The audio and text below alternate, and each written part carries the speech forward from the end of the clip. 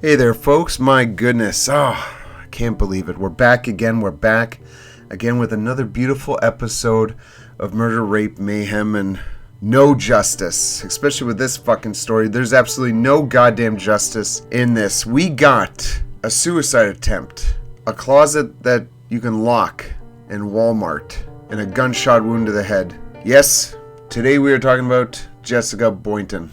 This one's going to be annoying. It kind of has... It's just fucking annoying. There's no justice here, and it pisses me right off. And I hope it pisses you off, too. Because then you know you're a human. Why don't you just buckle your fucking seatbelts, grab your favorite brown drink, and or wine, or whatever. I'd like a nice red, too. And let's get into it. I'm John. And I am Kat, who's currently playing Expedition 33.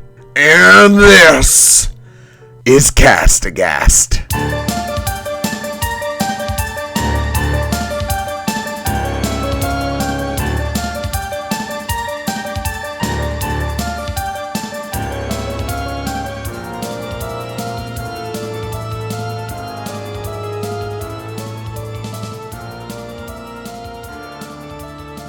Hello, everybody. Holy God. Oh, my goodness. Holy son of a bitch. If you weren't awake before, you definitely are after. Wake the fuck up. It's time for some murder, mayhem, and rape.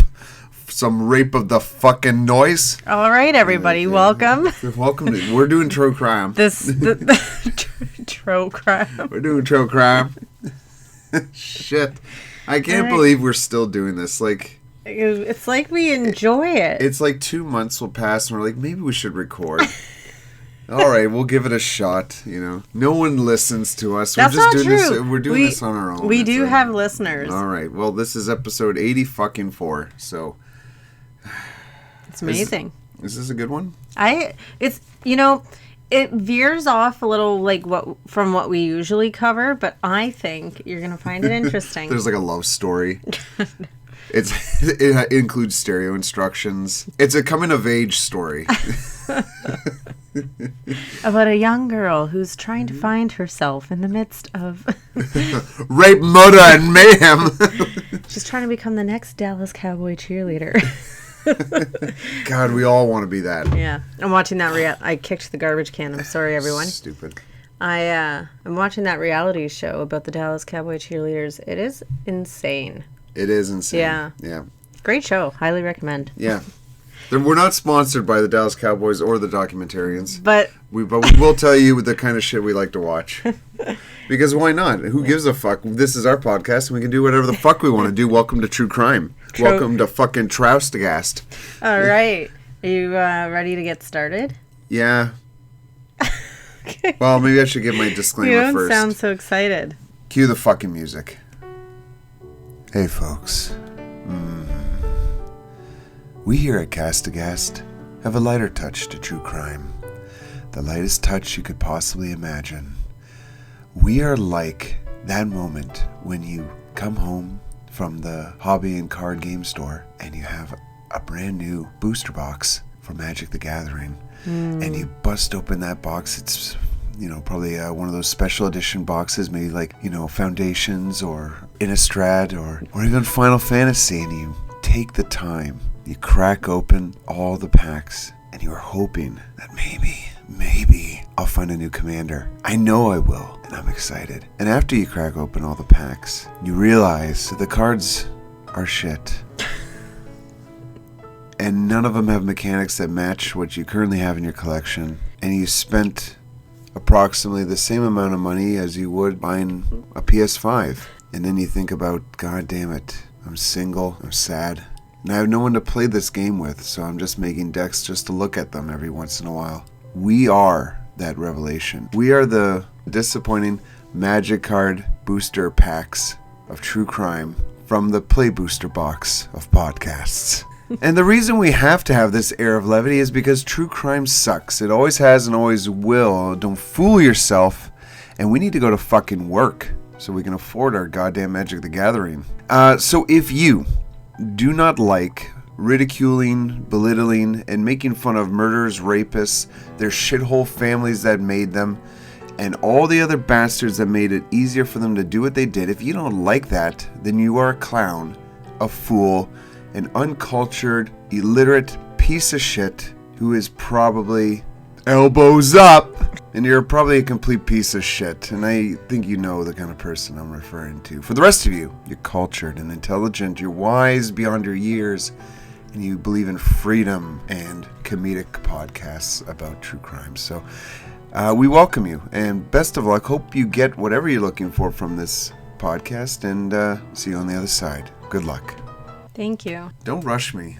I'm not rushing. This is comedy gold. This is the reason why people tune the fucking... They don't tune in for the fucking murder and mayhem. I do remember that's a bonus. There is a comment on one of our videos that you interrupt me too much and that I am nice. So I think people tune in for me and not you. You just spit on my lower eyelid of my left eye. And now I'm going to get pink eye because I know how often you brush your teeth. 3-4 times a day. All right, folks. Let's get into this. Get on with the goddamn show. On the night of April 14th, 2016, a young mother named Jessica Boynton was found inside a locked closet, barely alive. She had been shot in the head twice. I don't know about you, but like, none of our closets lock. Have you ever had a closet that locks? No, not me, but like this could have been one of those homes that had like a walk-in closet. Our closets are bifolds. I know, but it's just like, I just can't imagine. Well, we got to lock this up. Well, maybe they put a lock on it because that's where they keep their safe or something. Who knows? Or people that they shoot in the head twice, I guess. Police said it was a suicide attempt. But if that were true, why was there no gunshot residue on her hands? Why were there 2 shell casings and only 1 wound? And why was the closet door locked from the inside, yet she survived?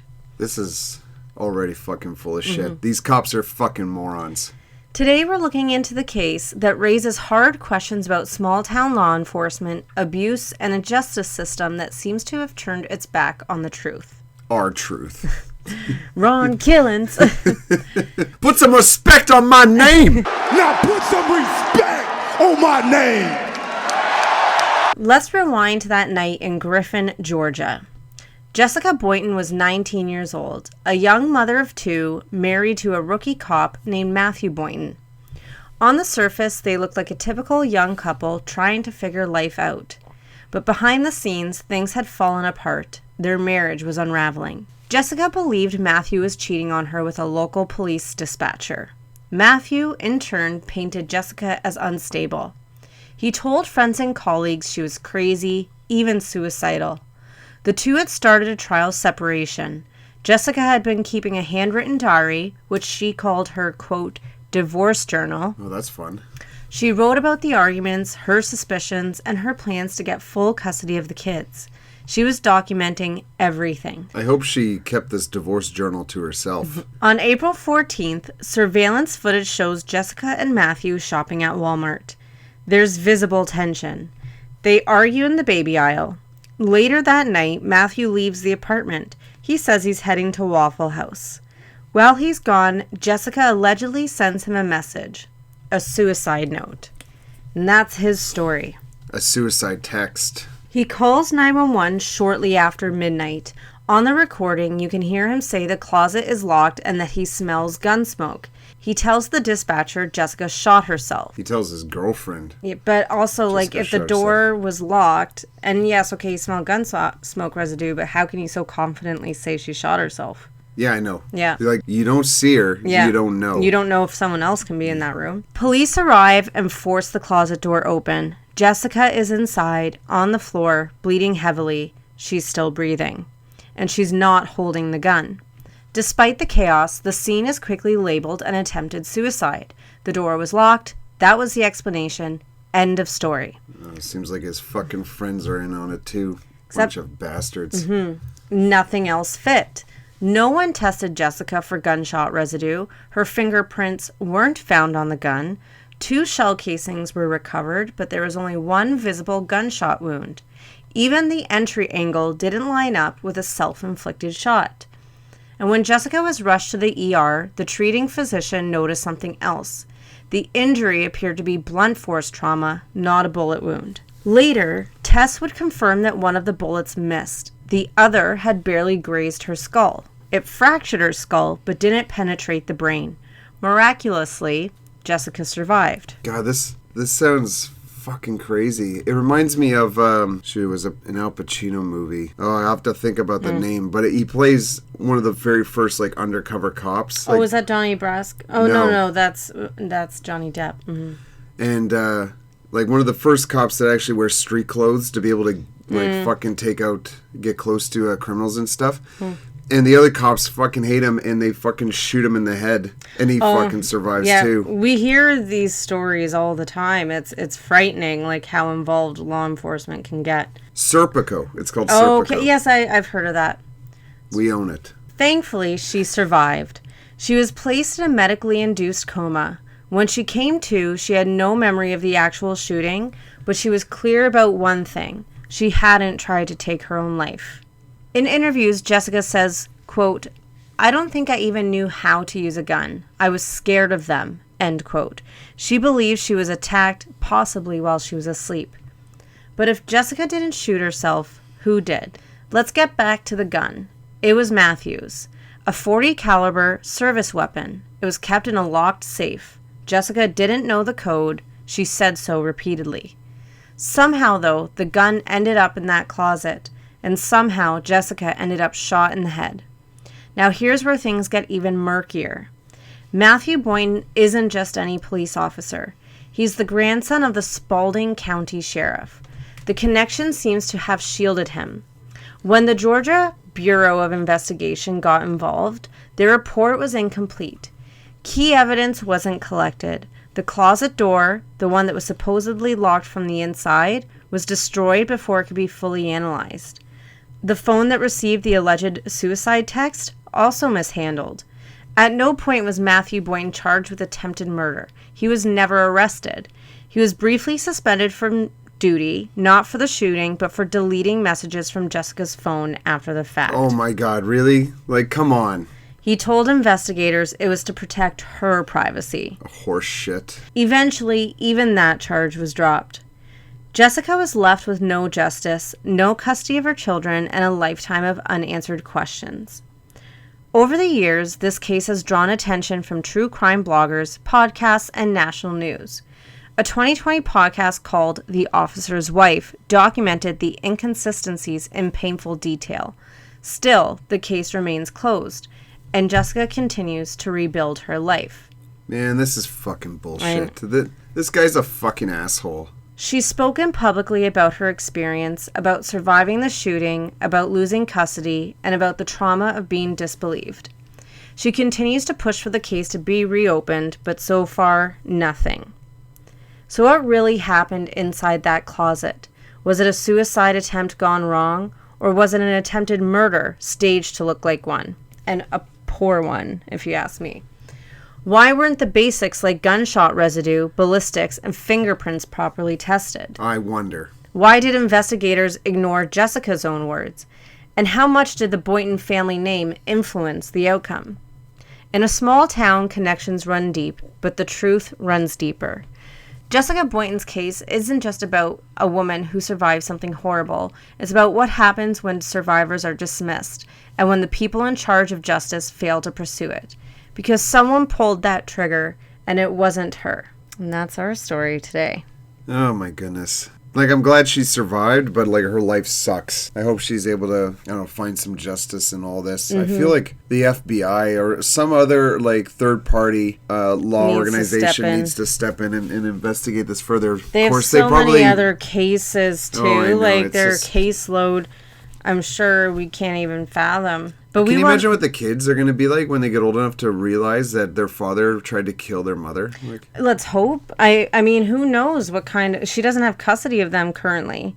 So who's to say what kind of things are being said around them, you know? But we want to hear your theories and your hot takes on this story and what you think took place. So drop them in the comments. Yeah, drop them. Just drop them right there, nice and gentle like. If you or someone you know is experiencing domestic violence, contact the National Domestic Violence Hotline at 1-800-799-7233. I think that's important to put in there. Yeah. And that's Jessica and Matthew and the two children. You didn't tell me that Matthew was a Lego person. Like, what the fuck is that hairline? Like, when God created him, he was like, all right, we're going to make a complete sphere for his fucking head. God, he has a weak chin. What the fuck is with his outfit there? Is he, like, in an Ash Ketchum fucking lookalike contest? Is he out to catch them all? I'm sure it would take 2 seconds to look up, but I'm curious if there's an age difference between them, because he looks awfully young. She looks young. She was 19, but he looks like a baby. He looks like someone who, like, can't grow facial hair in real random parts of his face. Like there's a shot with the baby here, and he looks like he could just be the older brother of the baby. Oh, he absolutely could. He looks like his balls have not dropped yet, but he still jerks off anyways, just shooting dust. He looks like the kind of guy who's not overweight, but he does have man tits. Mm-hmm. I hope she gets justice. I hope she sticks it to this guy. Oh, absolutely. Even if who knows what really happened behind that closet door, but the fact you cheated on her, you deleted messages, like, he's a scummy person. Oh, absolutely. But even without the attempted murder accusation. So that's all I have to say about that. I bet you he's fucking got a great receding hairline underneath that hat. Yeah. It looks like it's painted on in that picture, and I feel bad for them. Like, their kids' faces are a little bit hazy. But they're blurred out, you. I'm just joking. But in all seriousness, he's a complete fucking asshole. It's clearly after Labor Day, and he's wearing white pants, the piece of shit. Yeah. Even worse, he's wearing khakis. He's khakis. Man, I don't trust any man who wears khakis. They're all slimy.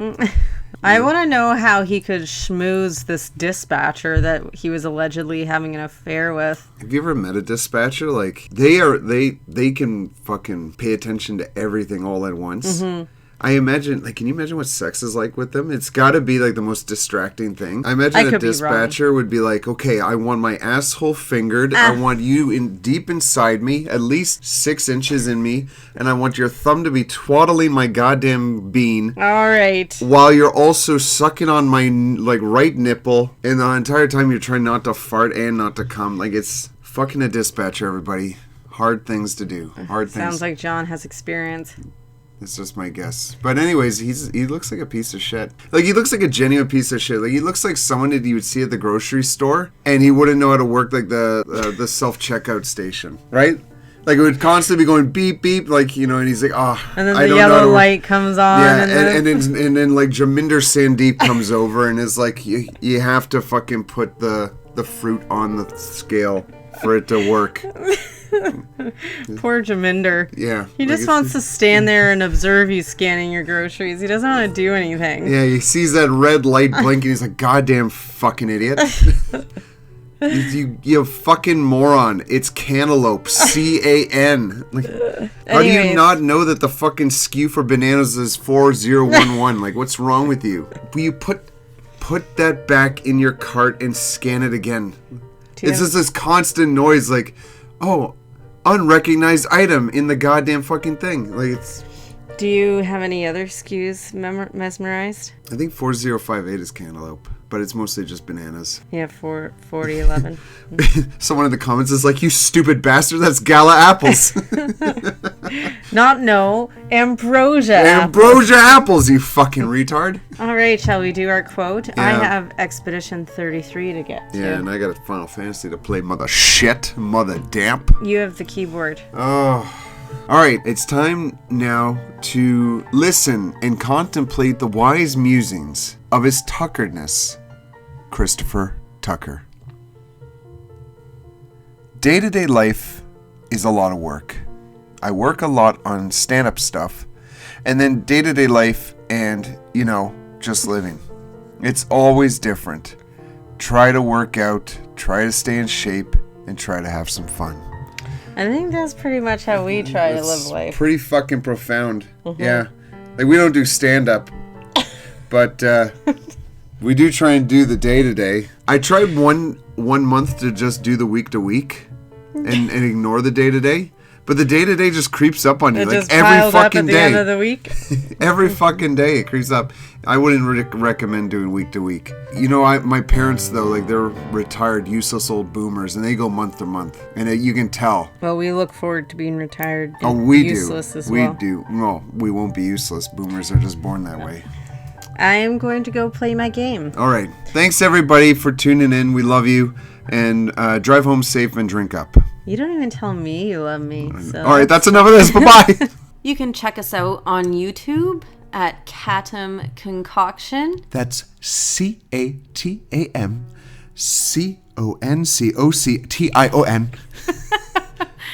And on Instagram at cast_Aghast. Remember, there's a silent H.